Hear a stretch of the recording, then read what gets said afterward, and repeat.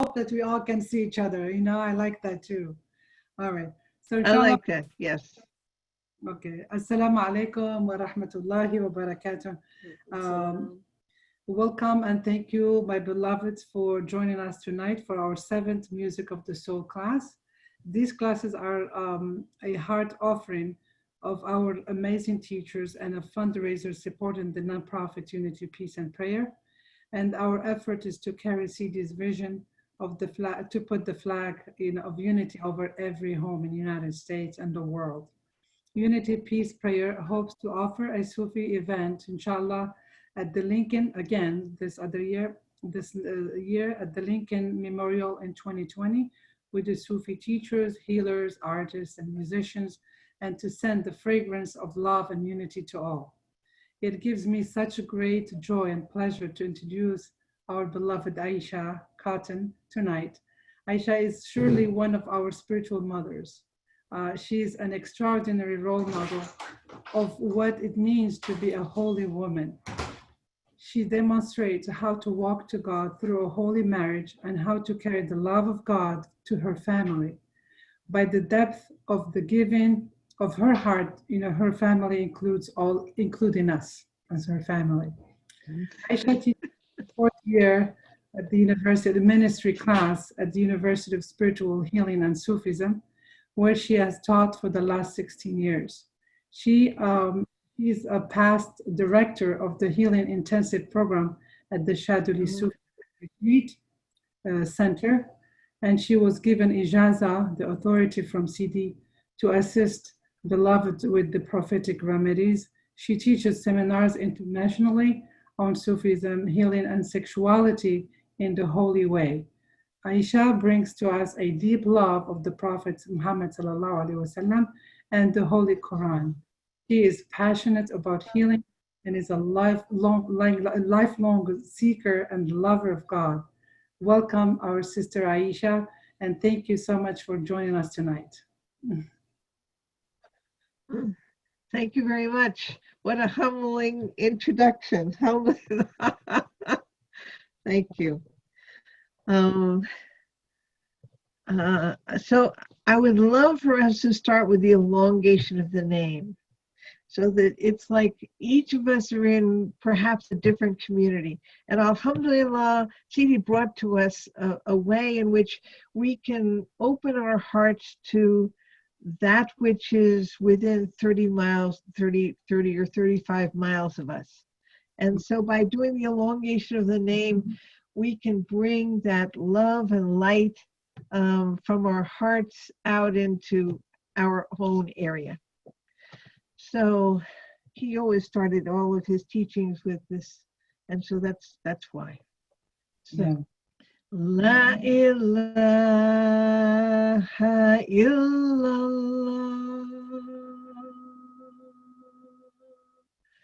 La ilaha illallah, La ilaha illallah, Muhammadan Rasulullah,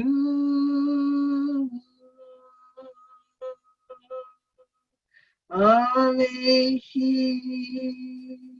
salatullah.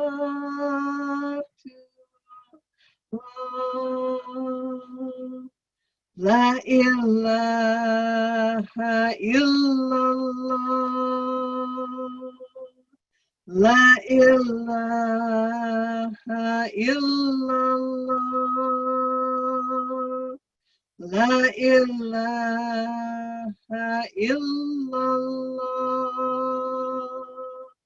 Ibrahim Rasulullah,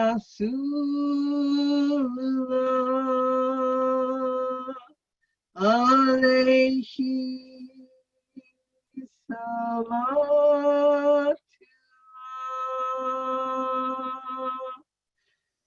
La ilaha illallah, La ilaha illallah, La ilaha illallah. Musa Rasulullah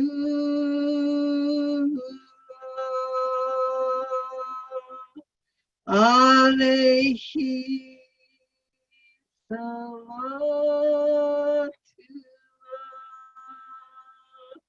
La ilaha illallah. La ilaha illallah. La ilaha illallah. Isa Rasulullah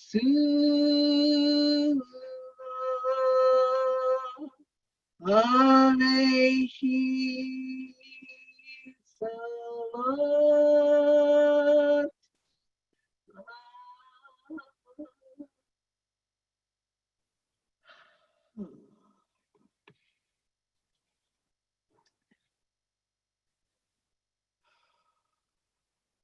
So tonight we're going to talk about An-Nur Ilahi, the light of God. And I think I want to start by, I will read it from the Music of the Soul. And so this is what, and it's from the Quran. It is Suratun Nur, which of course is light, verse 35. So, Bismillah ar-Rahman ar-Rahim, in the name of the merciful, the compassionate. God is the light of the heavens and the earth. A metaphor for his light is as if there were a niche, and within it a lamp. The lamp is enclosed in glass. The glass is as brilliant as a brilliant star, lit from a blessed tree, an olive tree, neither of the east nor of the west, whose oil is luminous, though fire scarcely touches it, light upon light. God doth guide whom he will to his light, and God doth set forth metaphors for men, and God doth know all things. Alhamdulillah. So this particular ayat of the Quran is a clear example of metaphors and of similitude in the Quran, of things that cannot be taken literally, but things that are pointing to a number of meanings. So each of these metaphors within this beautiful verse has a number of meanings. And there's been more commentary on this particular verse from the Quran than on any other in the Quran because of this, because it is a metaphor. And it really proves to people that the all of the Quran is not literal. All of it is not concrete. That there is that which is beyond what we know perhaps at this moment. And as we come closer and closer to Allah, then it opens up for us. Alhamdulillah. So I found it, at least in 8 of Sidi's books, reference to this to this as well. And so even Sidi was very prolific in speaking about this. So let's first take a look at what a metaphor is, because it sort of helps to move into that perspective to know what's being taught here. So a metaphor is a thing regarded as representative or symbolic of something else, especially something abstract. So in general, it often goes from the concrete to that which is more abstract. It's also a comparison between two unlike things without using the word like or as to make the comparison. And so it's saying something, It's saying something that this is sort of like that, right? And so metaphors are, it's a soft thinking technique because it connects two different universes of meaning. So it's a way to bridge universes to come into greater understanding. So the key to metaphorical thinking is similarity. Think of unity. The key to metaphorical thinking is similarity. And so the human heart tends to look for similarities. Our heart looks for similarities. This, oh, that's sort of like that. And so in that sort of like that, our heart opens to encompass more and more things. Alhamdulillah. So thinking metaphorically opens your eyes to see the similarities between dissimilar things, which is a technique that's available to all of us. All we need to do is to cultivate a taste for similarity and for the metaphors that bring similarity together and unity. And so it's sort of on our path as being Sufis that this can be helpful. So Aristotle considered metaphor a sign of genius, believing that the individual who had the capacity to perceive resemblances between two separate things, between two what would seem like disparate things of existence, and link them together, that was a person with special gifts. And so inshallah, we are all people with special gifts as we move into seeing the similarities and making and seeing those things and reacting to them as similarities. So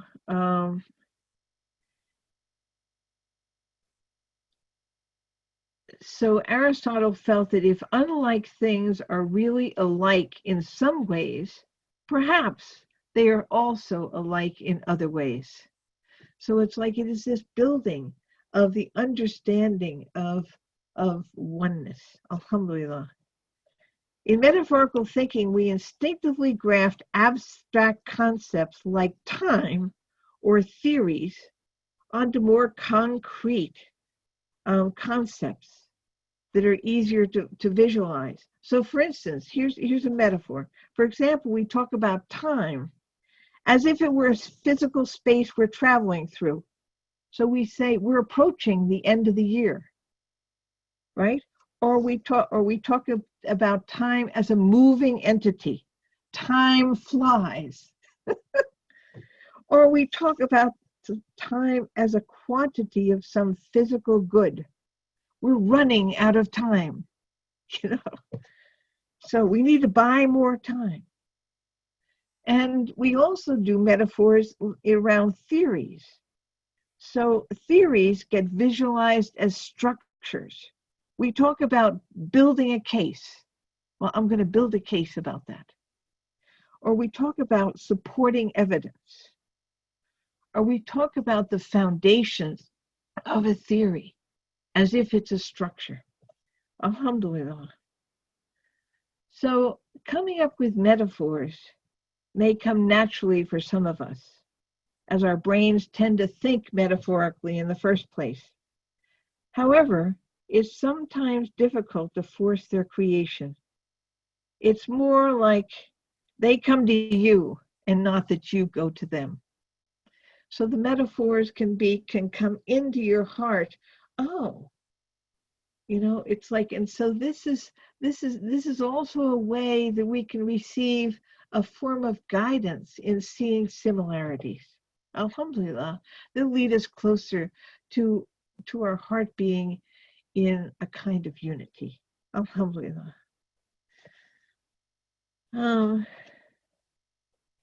So let's talk about language and metaphors in relation to our language.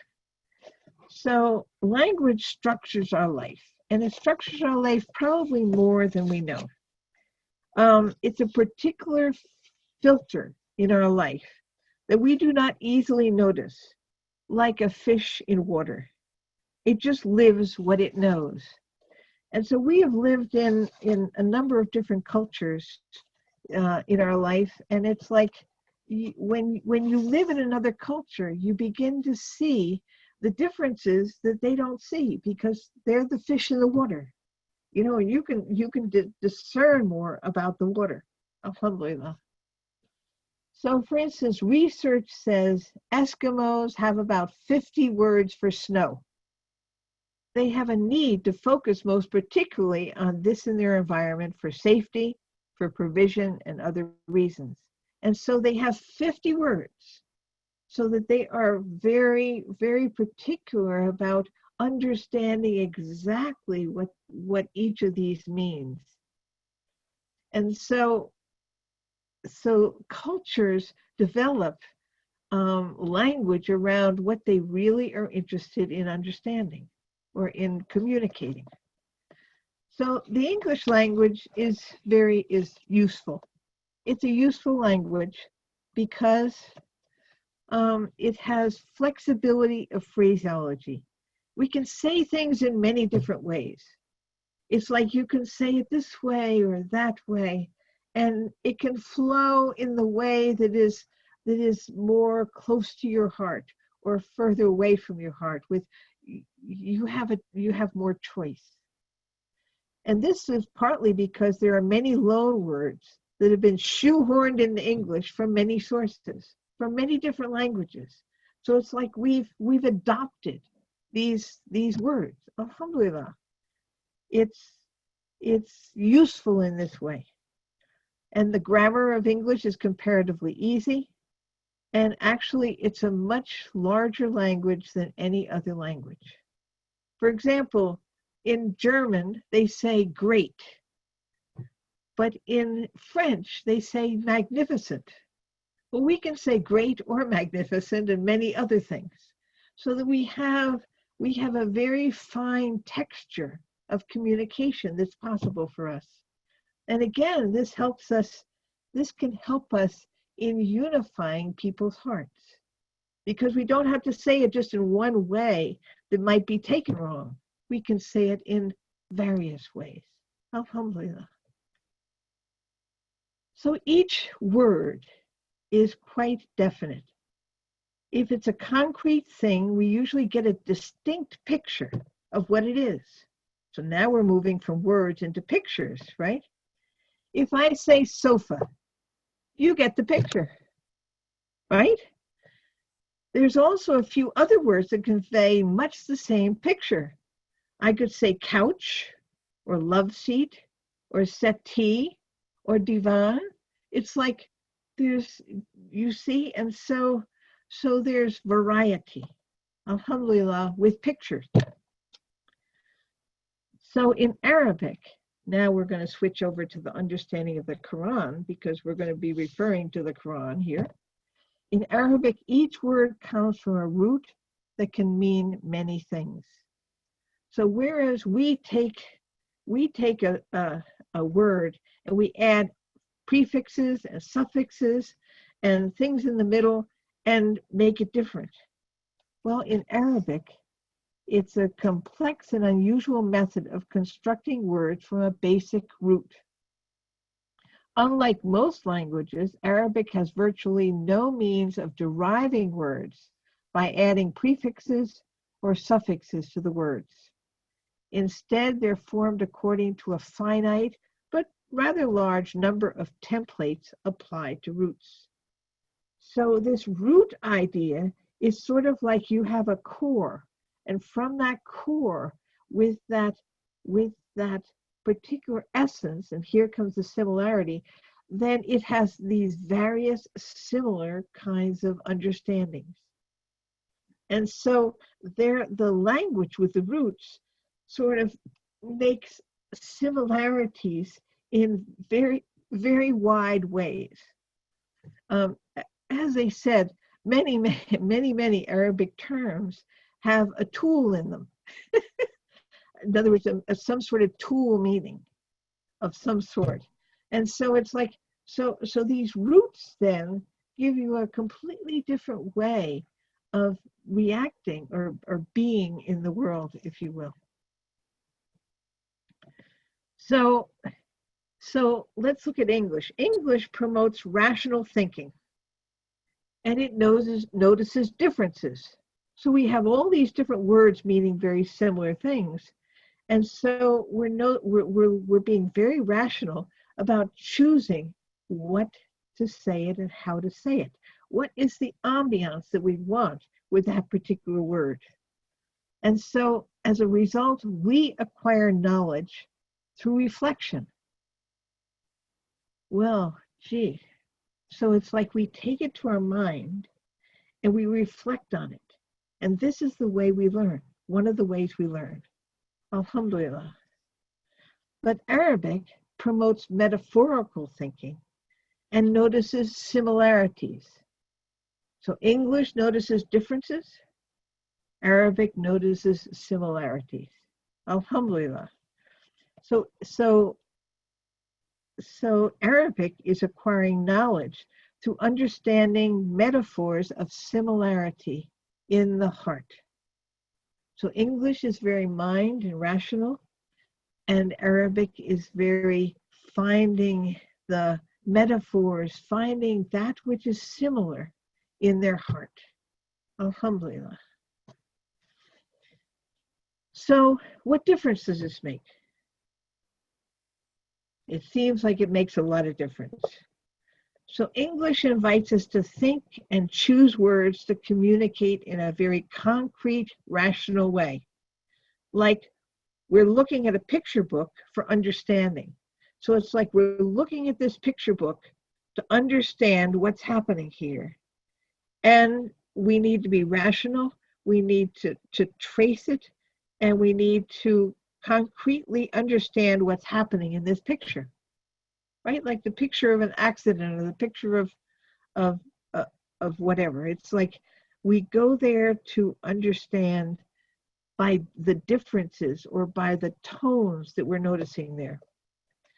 Arabic, on the other hand, invites us to think more metaphorically, more out of the box, like looking at a cloud for understanding. So it's like watching the clouds. And we live in North Carolina now, and the clouds are absolutely wonderful. There were very few clouds in California, but we moved to a place where there were clouds. And so we can actually watch clouds forming and then gathering together and then going higher, and then they dissipate again. And so it's like, and so the understanding of Allah's movement in the world is right there in front of us, which is very metaphorical. It's metaphorical rather than concrete thinking. Alhamdulillah. So, and finally then, there's the secret of the 7 layers. So Sidi told us early on, there are 7 ways or 7 levels to recite the Quran. And he could recite it in all these ways. Now, this is a very subtle metaphoric kind of thing. There are 7 different ways to recite the Quran so that different meanings come out from it. And of course, there are 7 stations, right? So I don't think that it's happenstance, the 7. There's 7, many other 7 things. But anyway, this is what, so there are also then these different ways to understand what's written in Sidi's book by him. So it's like he invites us to read the music of the soul or whatever it is we're reading of his books, and to see what it is we're getting out of it today. And if you've ever written something or read something maybe a month apart, you'll notice that you get a completely different, oh, I didn't know that was in there. You get a completely different understanding because you've walked, you've changed. The cloud has moved and shifted, and it's like you are this changing similarity of metaphor, if you will. It's like you're different. And so you read it differently. You receive it differently. It's all the same words. It's all written in the book, but how your heart gets it changes. Alhamdulillah. Um, so so I have an illustration of that. So you see, so now I want to talk about illusion. Illusion is important. So this is illusion with an A. It's not illusion. It's not, we're going out there where this is illusion, alluding to something that, so the alluding to something is important because this is what Gnostics do. They allude to something, and if you have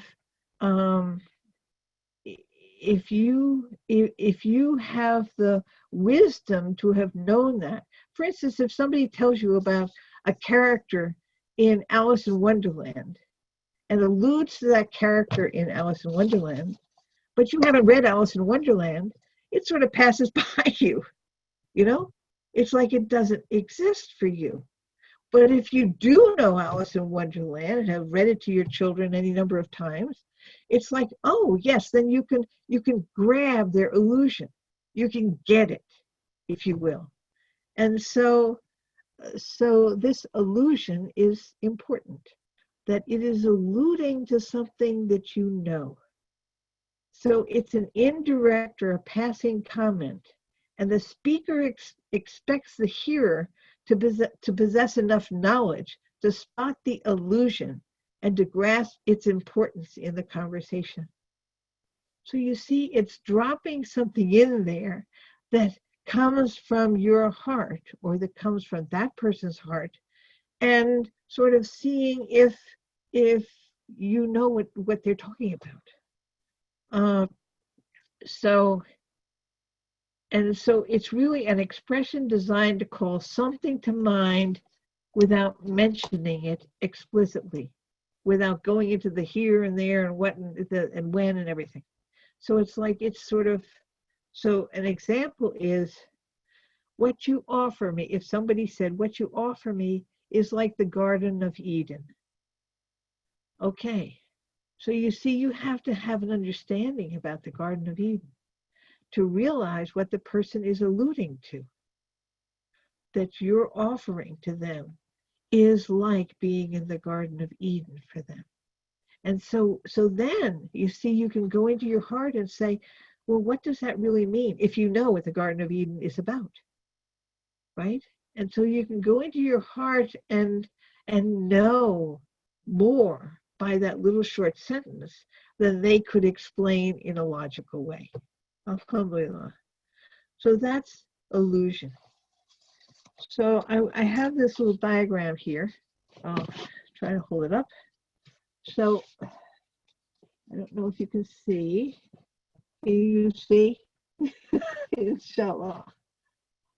So in the center here, it says concrete idea. For example, a sofa, this central circle, okay? So there's your concrete idea. And then around it are 7 circles, okay? And those 7 circles then are sort of like, you could say that they are like the different stations that we walk through. And so here's an illusion at the 3rd station, okay? And so if someone is telling you something and it triggers something in your heart about that station of, in other words, that you know from having worked through that station. Or very often the illusion can be from the 5th station or from the 7th station. And so Gnostics sort of put these things in there, perhaps unbeknownst to you, that it's an illusion, that it is alluding to something. And if you know the history of that, if you know its substance, then you will get the point. And that's kind of how these books work. It's also how the Quran works. so it's important to understand the importance of illusion. So now let's see some of these allegorical meanings and some of these illusions in the Quranic verse, the light of God. So I read it to you once. And so what I'm going to do is I'm going to go verse by verse.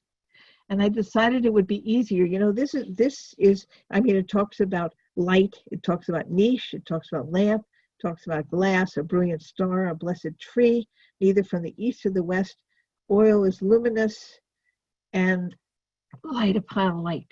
So I'm going to take each one of those and I'm going to present it to you, you know, in the simplest way, and then in CD's more a deeper way. So just realize that you can take from this at whatever level is comfortable for you, and that's perfect.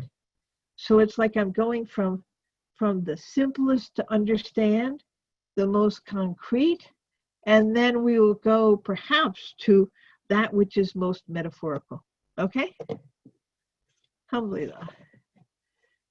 So it starts out, Allah is the light.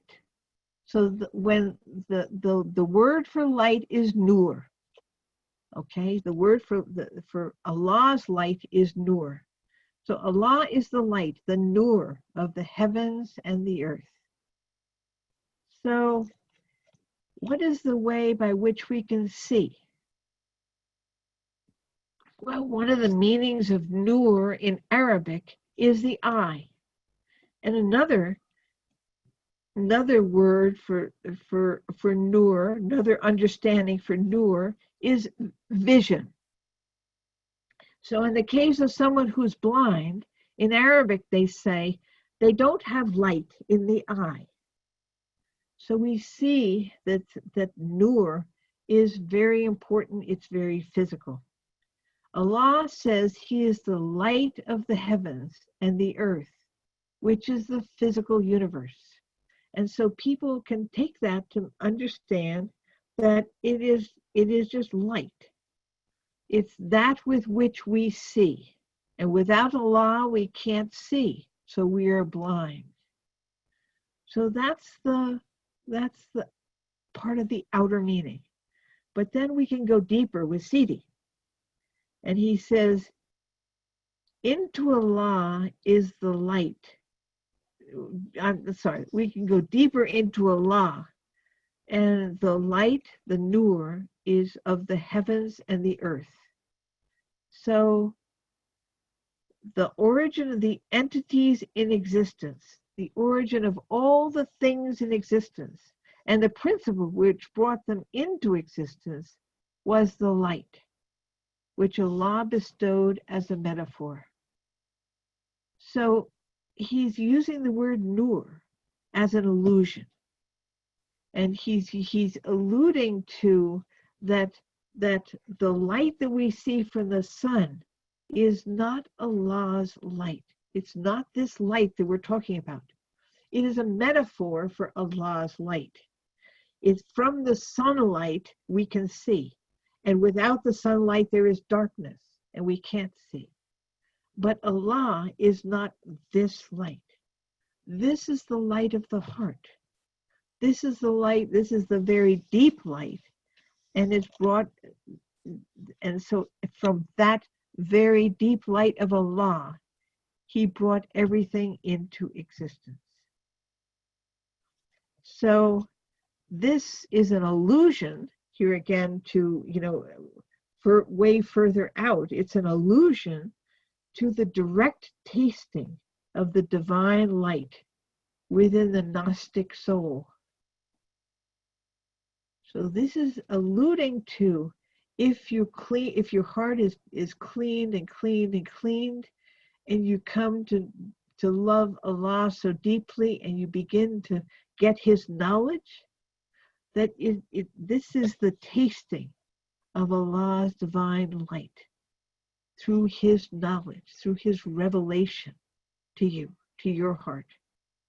Alhamdulillah. So the next verse is, his light is as a niche. So a niche physically is an indented arch in a wall, which is created for a lamp to be put in. So in the very old days, they would make uh, uh, buildings and carve out this niche with a little shelf on it to put the lamp in there.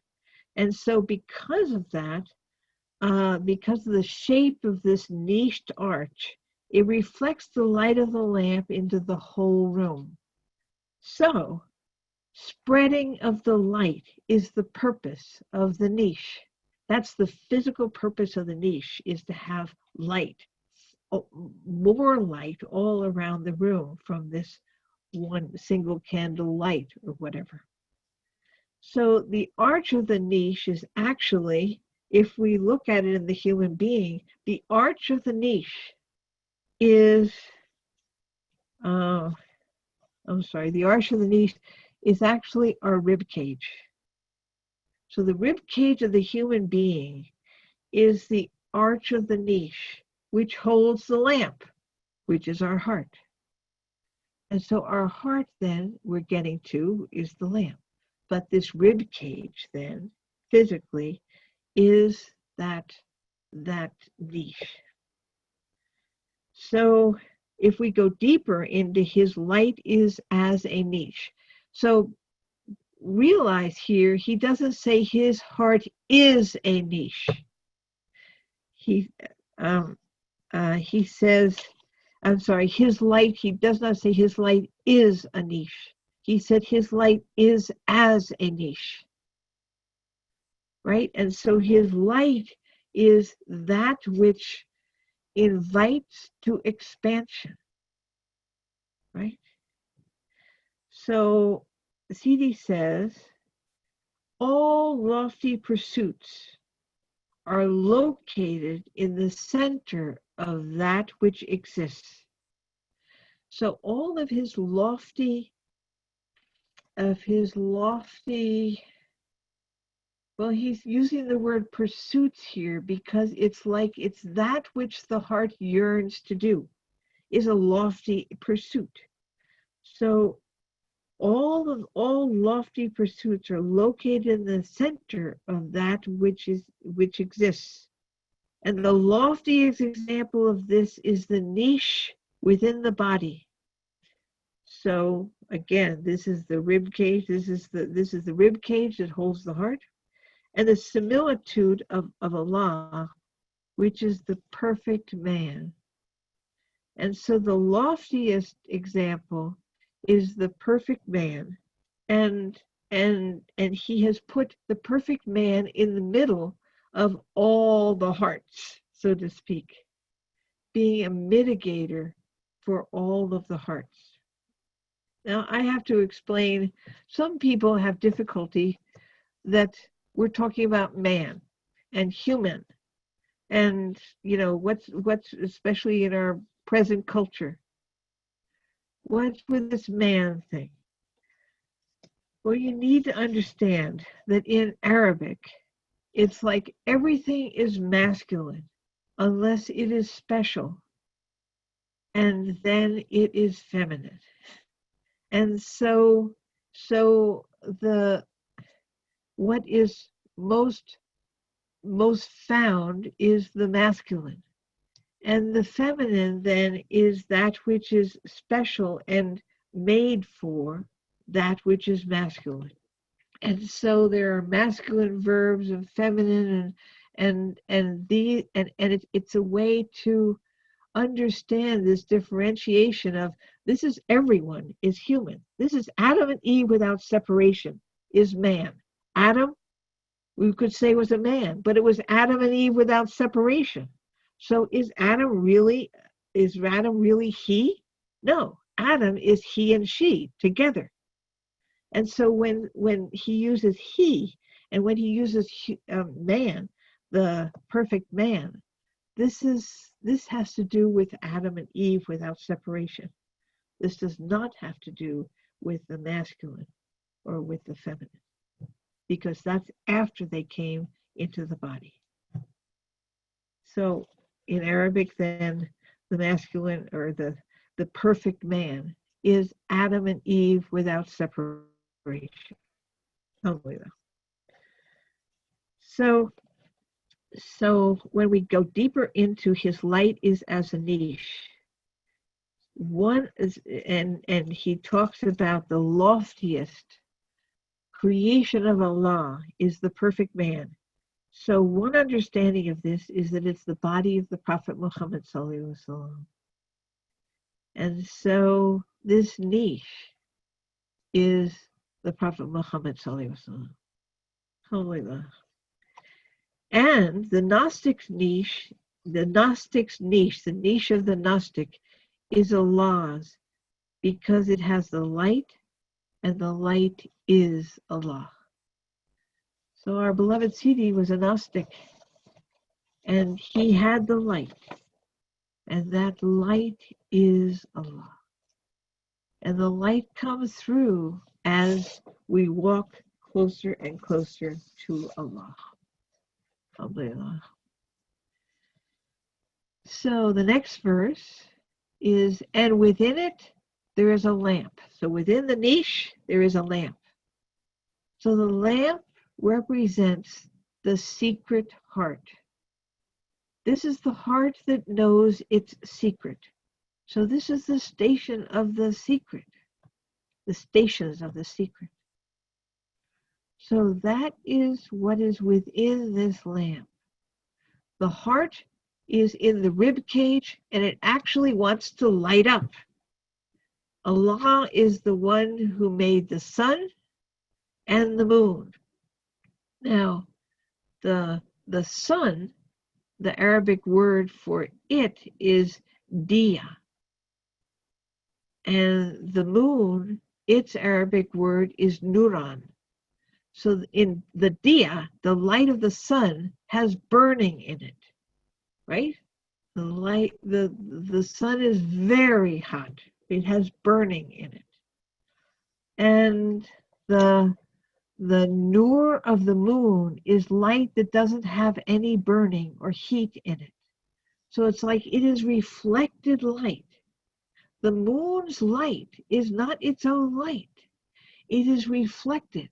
And so the nur of Allah is not his, it is his own, but it is reflected in our hearts. The light of Allah is reflected in our hearts and in all of creation, in everything he created. Alhamdulillah. And it is the light of Allah is nur with no burning in it. Alhamdulillah.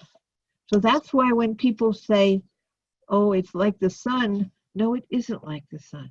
It is not like sunlight. Sunlight comes, and it is from the product of burning. Alhamdulillah, Allah's light has no burning in it. So if we go into, and within it is a lamp. So the lamp of the heart contains abundance of light and the secrets of divine knowledge. I'll say that again. The lamp of the heart contains abundance of Allah's light and the secrets of his divine knowledge. So it's like this is the gem that is in this niche. The heart is therefore the house of the Lord.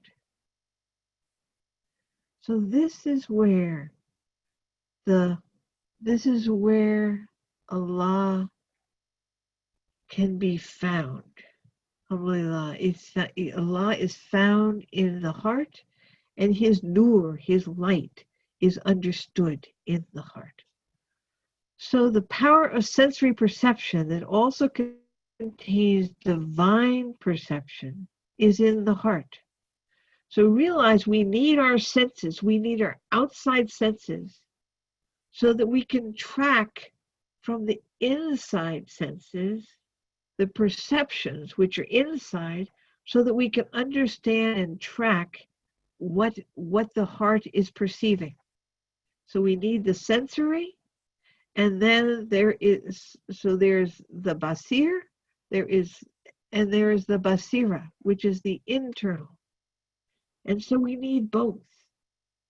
We can't deny our sensory perceptions and still have the perception in our heart of Allah's nur, of how He's making things.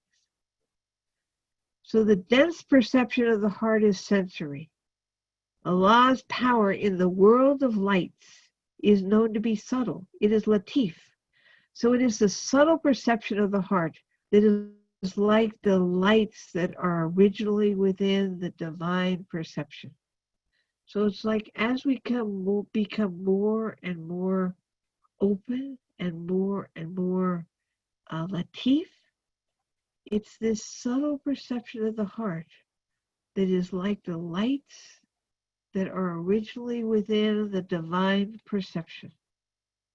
So it's like we come closer to Allah and knowing Him through that perception that He gives us, that He uncovers through the purification and through the walking that we do. Alhamdulillah. There is no one, now Sidi says, there is no one with true perception. There is no one with true perception except the Lord, our Rabb. So only our Rabb perceives everything and knows the absolute truth. Human perception is attached to the self-subsisting Lord, is attached to our Rabb. So human perception is still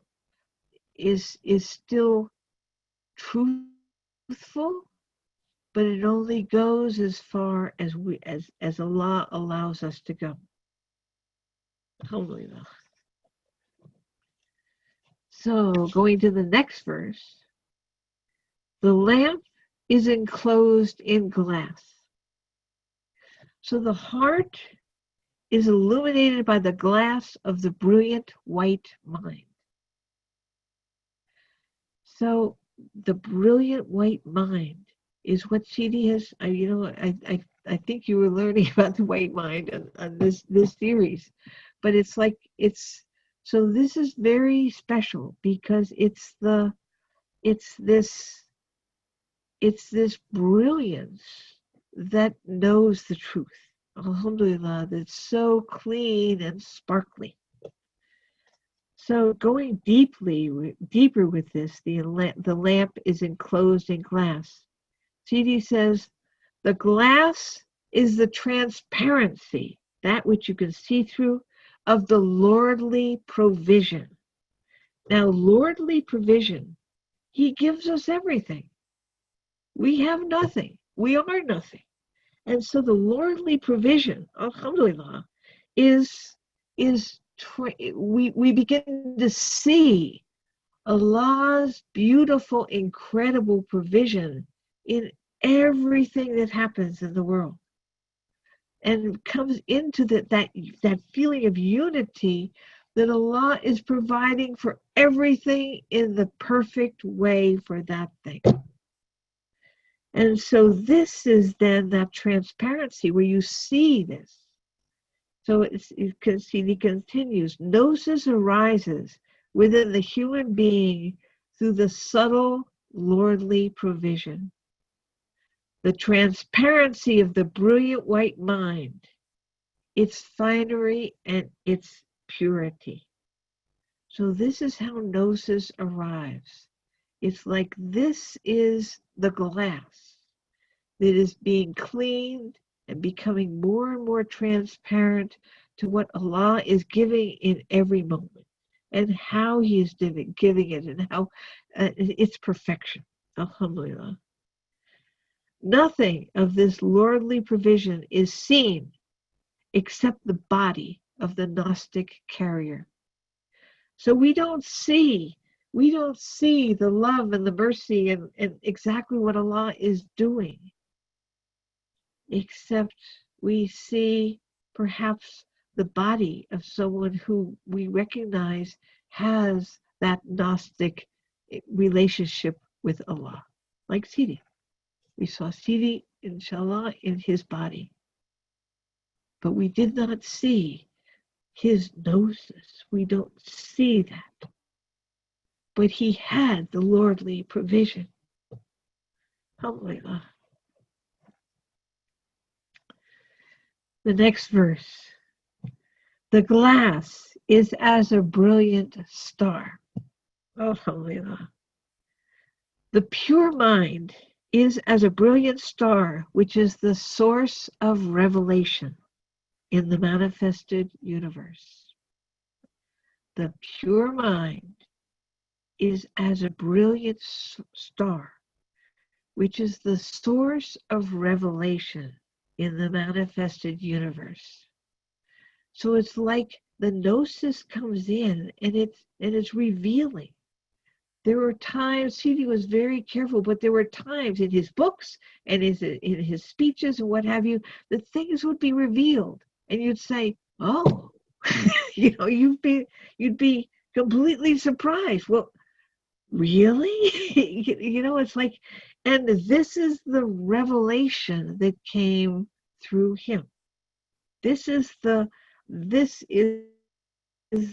brilliant star. And now the regular Muslims are going to say that what travel to Allah brings you is that it brings you guidance. It brings you guidance. And what we're saying is quite different.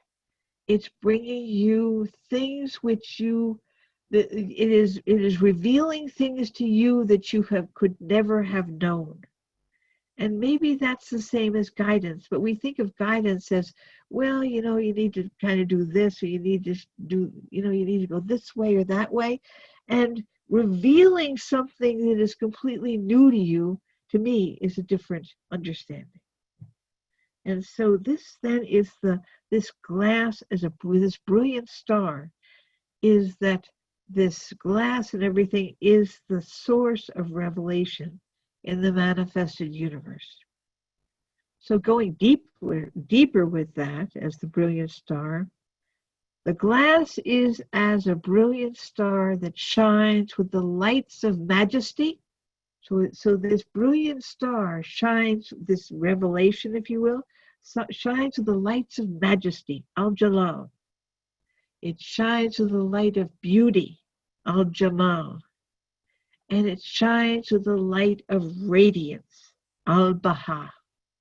And so I don't know when Sidi has spoken to us about al-Baha, radiance, but it's like this revelation that comes to us, through this transparent glass. As we clean this glass to become more transparent, is that it's this brilliant star shines with the lights of majesty, with the lights of beauty, and with the lights of radiance. Alhamdulillah. And the next verse. So this glass is a brilliant star lit from a blessed tree. Okay, now this one is going to be kind of interesting. So this verse, lit from a blessed tree. This is an olive tree. And Sidi says it refers to a particular created essence. So there is a particular created essence. And of course, we know the Mahdi is coming. We know that the prophets have come in the past. They were particular created essences that were blessed trees. In other words, that were the light that shone forth into the world. Right? It was the source that it was the lamp that came through into the whole world. Right? And so the blessed tree is an olive tree that refers to a particular created essence. And Sidi writes, The secret takes on the appearance of an olive tree. The secret takes on the appearance of an olive tree, manifesting as a divine revelation in existence. So we can think of the Prophet Muhammad ﷺ as manifesting as a divine revelation in existence. We follow his sunnah because he was a divine revelation in existence.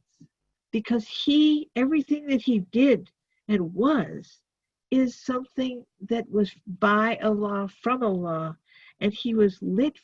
It's like this is the blessed tree that is the light that sends out this sunnah, if you will. Alhamdulillah. And there's another part to this too, and that is Sidi, in some of his books, has told us, especially his earlier books, that he is the Warith Muhammadi, that he is the Kutub, the pole of Muhammad. And so he also is one who manifested as a divine revelation. And so he came and he revealed that which he knew through his walking. He calls himself a perfect man. Alhamdulillah.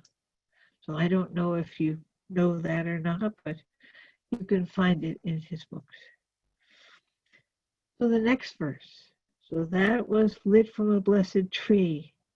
And the next verse is an olive tree, neither of the east nor of the west. So neither in the east where the sun can scorch it, nor in the west where the sun cannot touch it. So this is actually talking about the Muhammadan message.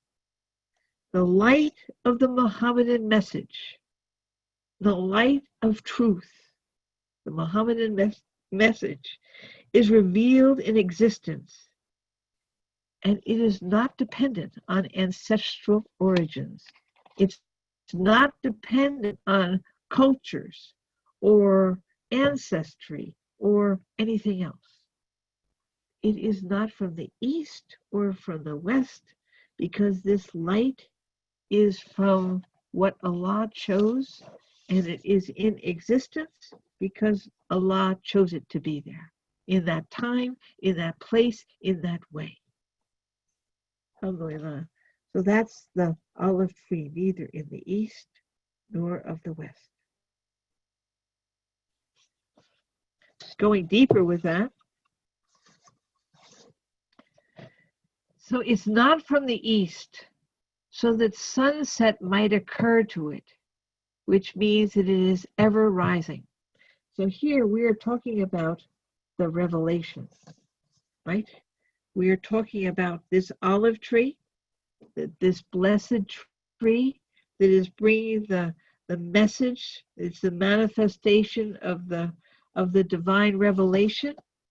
So this divine revelation, it's not from the east, so that sunset might occur to it, which means it is ever rising. And it's not from the west, so it has a need of rising, but rather it's always seen in its fullness. So it's not going to, it doesn't need to rise because it's already full, and it's not going to ever have to rise itself because it's there. And so it is present. He's really speaking about it is present. It is the light. Its light is the divine essence within the secret of Allah in the perfect man. So I'm going to go slowly with that one. This is the deepest. So this is the light of the sorry, wrong paper. This is the light. This is the light of the olive tree, which is not of the east or the west. This is the blessed tree, which is bringing this, which is the source of revelation. And this source of revelation, it's the light, it's light, this source of revelation is the divine essence within the secret of Allah. So this is Allah's secret in the perfect man. And so this olive tree is the perfect man that is continuing to bring the Muhammadan message to all the world, and in his or her fullness. It doesn't rise, it does not set, it is there. It is there, and Allah has put it there, and it's the divine essence within the secret of Allah in the perfect man. And so this is the perfect man that has gone through all the stations and beyond. They've gone, as I said in the beginning, the hidden and alhamdulillah. And the next verse is, whose oil is luminous, though fire scarcely touches it. So now this is the oil in the lamp, and this is the oil of that gives which is the fuel for that which is coming out to the world of the truth, from the truth. This oil is luminous, though fire scarcely touches it. The tree is the essence of the secret of Muhammad's existence. So this is the essence of the secret of Muhammad's existence. So it's Muhammadan oil shines forth with divine presence.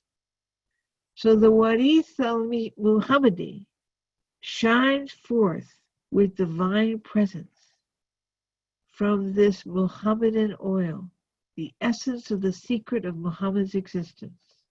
So it's like this essence is transferred to the poles after the Prophet ﷺ. So that it's always present. It's always full blown. It's always in its fullness. It never rises or sets, and it's always there to assist the world and to remind the world of and shining forth of Allah's presence and His provision. Alhamdulillah. So going deeper, this light is lit by the fuel of divine love, al-Mahabba, and the passionate union, al-Ishq, with Allah. So the light is lit by the fuel of divine love, al-Mahabba, and the passionate union, the Ishq, with Allah, because these are the sources of the manifestation of the brilliant star. So the sources then are divine love and passionate union with Allah. Allah describes the fuel of love with the image of the oil from an olive tree, because from love's pure and lofty ways, brilliant stars manifest, illuminating the creation which Allah keeps established in existence. This fuel of love is this oil from an olive tree, because love's pure and lofty ways.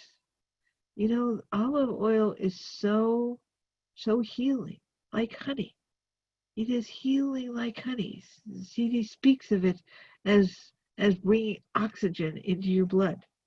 Now, who could imagine olive oil? I mean, you know, it's like it's not something that our mind can sort of really grasp. It is the secret of what Allah created for everyone. So the fuel of love with the image of the oil from an olive tree, because from love's pure and lofty ways, brilliant stars manifest, illuminating, and these brilliant stars are the truth that shines on people and then gets reflected. You know, the truth comes out and it gets reflected in the people who have hearts to reflect it. Alhamdulillah. And illuminating the creation which Allah keeps established in existence.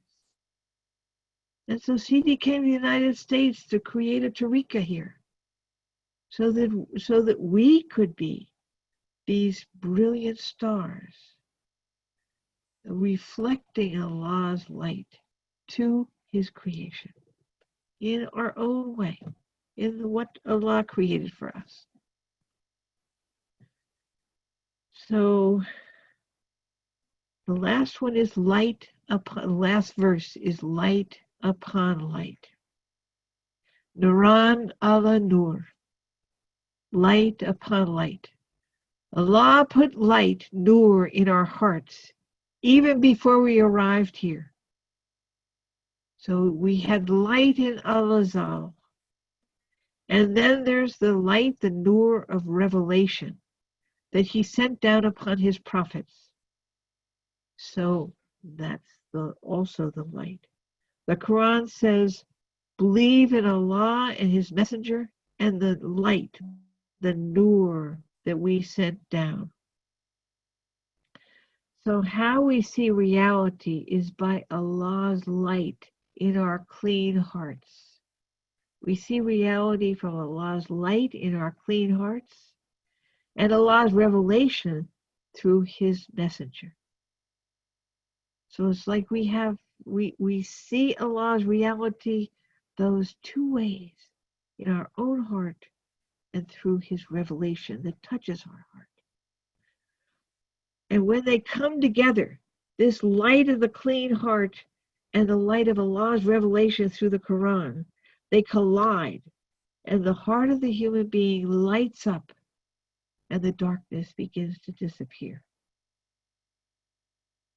It's like in Soar, it's this coming together, light upon light of our heart and Allah's revelation. Alhamdulillah. And when they collide, the heart of the human being lights up and the darkness in their heart begins to disappear. They experience light upon light. And sometimes if there's a particular event like a fana or whatever, it's more of an experience of light upon light.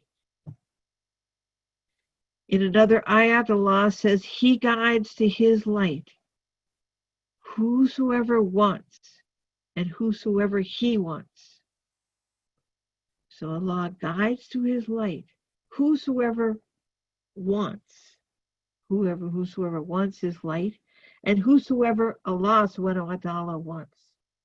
So both wills are simultaneous, the will of the human and the will of Allah. If you want, I will give, Allah says. If you do not want, I will not give. So it's like it's very beautiful. In this, he has given us choice and he invites us. Alhamdulillah, if you want, I will give. Alhamdulillah. So going deeper about light upon light, Sidi says the heart glows with plentiful light and divine sustenance. So we have, our heart is glowing with plentiful light and divine sustenance. There's a narration that says, within the body, there is an intellect, an akal. Within the intellect, there is a spirit, a ruh. And within the spirit, there is a secret, asir. And within the secret, there is the hidden, kafi. And within the hidden, there is the most concealed, al-akfa. And within the most concealed is me. He who has traveled this completely, he is the perfect human, the Muhammadan inheritor. So this is the light upon light. And we each have an opportunity to be some level of this light upon light. Even if we don't go all those levels, it's like, even if we go to the most concealed, it's like the light, as far as we go, this is the light that we give. This is our reflection in the world. This is Allah's reflection in the world through our heart and through our wanting Him and through our walking. Alhamdulillah. So I want to read a short summary. This is from the book, The Secret of the Love of God. And I'm going to page 202. He says, "No, my beloved." So this is sort of a recap. "Know, my beloved, that there is a heart in the body, and within the heart there is a spirit, and within the spirit there is a secret, and within the secret there is a secret more hidden, and in the most concealed secret there is the inmost intellect that affects the heart, and within the inmost intellect there is I, which is Anna, the divine similitude which he gave in the ayat about the light, is to soften the intensity of the light." So Sidi is speaking about this surah, this verse. It's to the divine metaphor which he gave in the ayat about the light is to soften the intensity of Allah's light and to refract its rays so that the faculties that overpower the human soul obey him, and so that its contents may be refined and stripped of their density. For only then will the meaning of that lofty metaphor become clear. So it's like it's an invitation. Alhamdulillah. This verse is an invitation to stripped of its density, so that we can come to the lofty metaphor, and it will become clear. The praiseworthy Muhammad Sallallahu Alaihi Wasallam is like the light. He corresponds to the subtle, rational consciousness within people, with subtleness, activity, influence, and supervision. So I believe Sidi is saying that this verse is useful for us to gather the fuel that we need so that our faculties can overpower that which is not inclined to Allah, and come into obedience to Allah, and so we can go closer and closer to Him and become more and more light upon light. Alhamdulillah. Praiseworthy Muhammad Sallallahu Alaihi Wasallam is like the light. Alhamdulillah. And let's see, one more minute. Yes, I think we have time. 2:23. So this is in the Sufi Realities, which is an early Sufi school book from the year 2003. And this is on page 223. "You are from the light of Allah, the light which is you, illuminates all the worlds.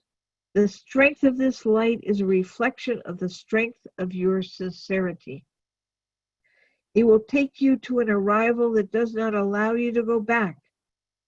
Once you have this arrival, you will hear what no ear has heard before, and see what no eye has seen before. You will be in a station to which no one else has arrived. This is your station. Here you will be given a new garment to wear. You have reached the station Allah has willed for you.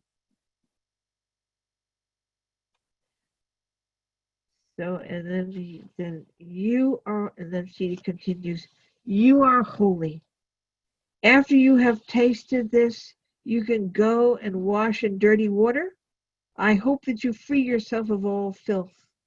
I hope that you continue carrying the peace and the mercy, and that you become a pole for guidance, a pole for mercy to all the beloveds of Allah, and for all the people suffering in the world. So he's inviting us to be light upon light. I hope that you become a sun that sends its rays of light. Know that the light that you are able to carry is much stronger than the light coming from the sun. Let me give you a secret. Once you arrive at the deep place of your own source of light, you will see that the sun and the light it carries is only a reflection of the light within you. The sun and the light it carries is only a reflection of the light within you. What is your light? It is the light of Allah. It is not the light of Allah that has dominion over everything seen and unseen. Is it not the light of Allah that has dominion over everything seen and unseen?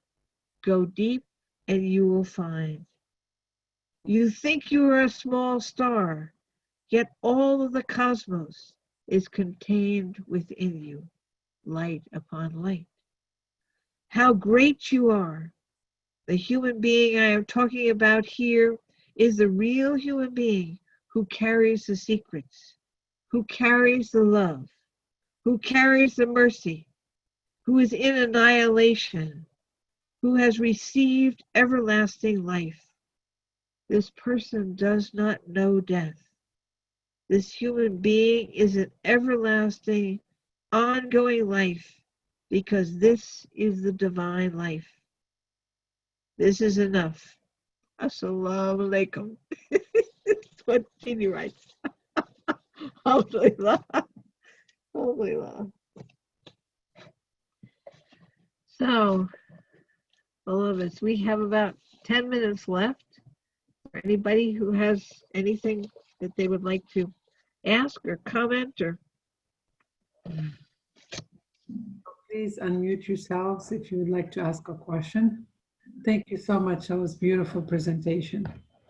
You're welcome. Alhamdulillah.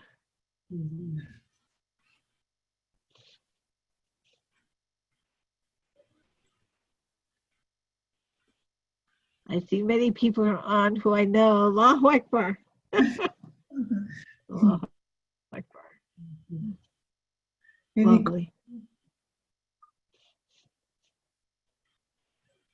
You have a question, honey? So I think people need to unmute themselves if they have a question.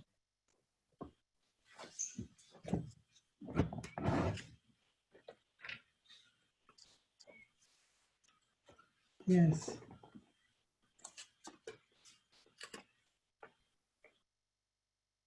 Yeah, please unmute yourself if you have any Well, it looks like Muhammad Abdullah is trying to communicate. So please unmute yourself, Muhammad. Anwar, please unmute yourself because we can't hear you. Perfect. Good. Yes. Okay, can you hear me now? Yes, we can. Yes. Beautiful. Assalamu alaikum, Aisha. It was beautiful. Really very beautiful. Thank you very, very much. The way you incorporate from these books and beautiful, mashallah. Thank you so much. And my question is about the niche, the light. The light is referring to is the Muhammadan's light or light of the Nur of Allah, the niche and the light. So I'm just kind of getting confused here with the light. Is the Muhammadan's light is the light of Allah, the light of the reflection Yes. of the light of Allah? Yeah, so Sidi said everything is light and everything is Allah. Everything is Allah. Allah is the real. Allah is the only thing that is real. And everything else is transitory, is contingent. Right? And so the Prophet ﷺ was contingent. All of us are contingent. A contingency is that which basically is present and then isn't present, but Allah is forever. So therefore everything is by the light of Allah. And so this light, if you can open yourself and go higher and higher into this light, it's like that's when you know, when Allah shares more knowing with you.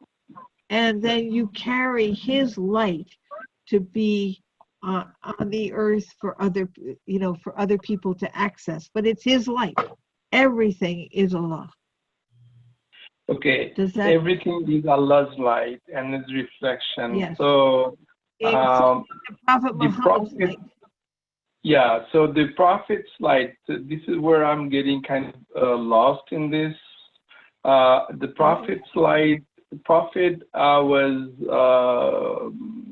thinking that Prophet is a container as a niche.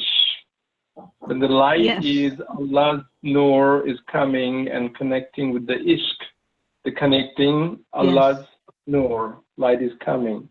Yes. So yes. then at the end it says it says Muhammadan's light. So that's where I'm getting confused with the Muhammadan's light. And is the Muhammadan's light is the Allah's light, or there is a separation? Yes, it is Allah's light. It is Allah's light through his creation, through his special creation. And so we say the Muhammadan message, and when we say the Muhammadan light, it's understood that there is just one light. There's just one Nur. Right? And so it's sort of like if you have a puppet here on your hand, right? And the puppet is speaking. Who's speaking? How is the puppet speaking? Well, you're speaking, and it seems like the puppet is speaking, right? But you're speaking. Right. So if you're a puppeteer, it's like this, this relationship. It's the same, and yet it looks different. Right. Okay. Beautiful. Now I understand it. So it's the same light is reflecting through Prophet Muhammad sallallahu alaihi wasallam. Yes. Right. Okay. Beautiful. And so that's why he doesn't make a separation between, and he wants us to praise the Prophet as well as to praise him. So this is what we do. Beautiful. Thank you so much. Thanks. Anybody else?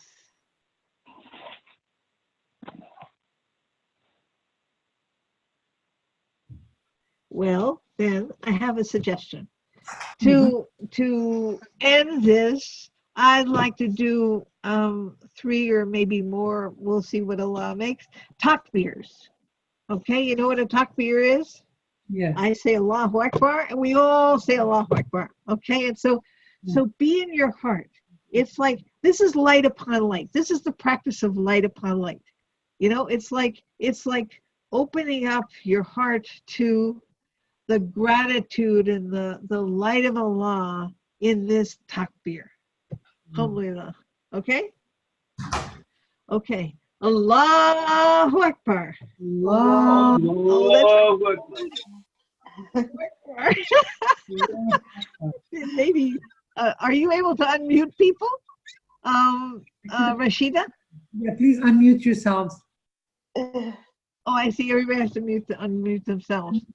It'd be much more, I think it'd be much more fun if we unmute ourselves, inshallah. I didn't think of that. Unmute.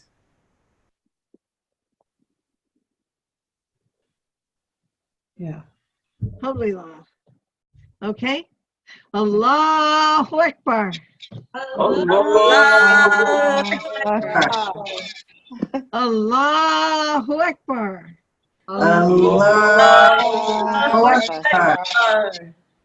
Allahu Akbar.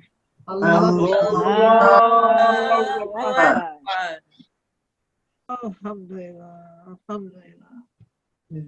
Well, thank you very much for coming and listening, and I'm sure Sidi his spirit is very pleased that we are studying his books.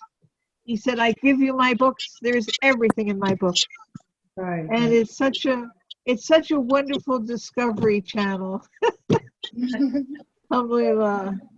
So I invite you to the spiritual discovery channel of Sidi's books. Alhamdulillah.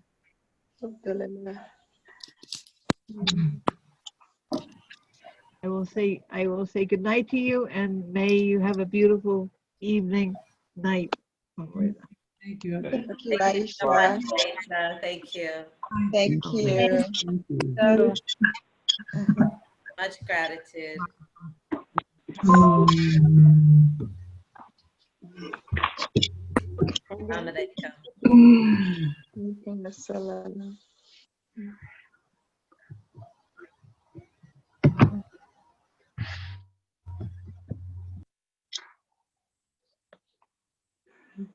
Going down. Love to everyone.